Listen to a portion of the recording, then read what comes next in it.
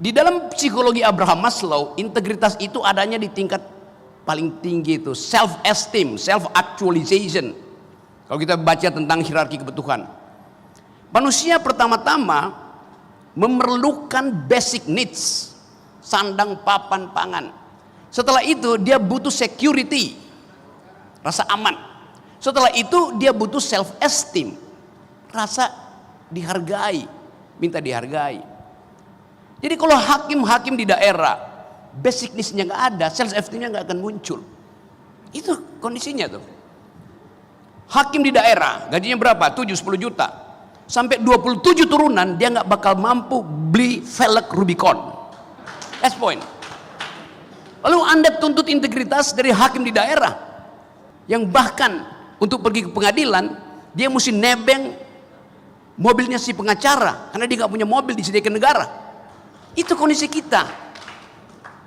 Jadi kalau kita mau rasional, pastikan bahwa basic needs hakim-hakim di daerah itu terpenuhi. Jangan kasih dia rumah, nggak kasih dia sofa, dia nggak punya lemari. Hari ini dia mau bersidang, bajunya habis dicuri maling.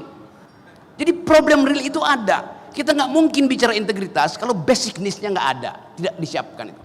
Infrastruktur ekonomi. Karena setiap hakim itu adalah agung, bukan di sini hakim agungnya. Sejak dari hati kecil seseorang ingin jadi hakim, motifnya itu agung, noble, noblesse oblige bahasa Perancisnya itu. Karena dia tahu dia akan punya kewajiban yang maha tinggi, obligasinya akan sangat tinggi kalau dia dianggap sebagai nobility. Jadi waktu seorang anak tingkat 1 mahasiswa bercita-cita jadi hakim, sejak semester 1 dia sudah jadi hakim agung di dalam dirinya. Dan itu yang mesti kita jaga. Kita kasih dia fasilitas supaya dia tidak diganggu oleh bangsat-bangsat di sekitarnya. Persiapkan dengan baik infrastrukturnya. Apa yang mesti dilakukan? Kasih kali lipat dari gaji petugas pajak. Saya serius ucapin itu. 30 kali lipat. Karena hakim memproduksi keadilan, petugas pajak merampok keadilan. Silakan quote. Saya mau balik ke situ prinsip kita tuh. Sekarang kita lihat kenapa hakim tergoda dengan keadaan yang kita sebut hedonisme tadi itu. Kan dia merasa rendah diri di kalangan aristokrat daerah tuh. Kalau ada pertemuan semacam ini, hakimnya duduk di belakang, yang di depan anggota DPR, bupati, polisi segala macam, yang maling semua di situ. Coba, keagungannya di mana hakim itu? Mulailah bikin semacam SOP, hakim harus duduk di depan, karena kemuliaan ada pada dia tuh. Kan kita lihat kan, hakim nggak pernah diminta untuk kasih apa namanya kata pengantar untuk perkawinan lah, pembukaan bagi-bagi BLT segala macam tuh. Tapi hakimnya datang, minder dia di belakang.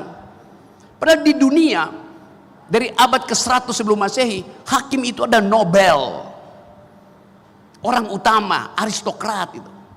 Nah, kita mau ubah prinsip-prinsip itu supaya kita lega mengatakan bahwa ini negara hukum. Negara hukum artinya hakim dimuliakan dari sejak dia berpikir untuk jadi hakim.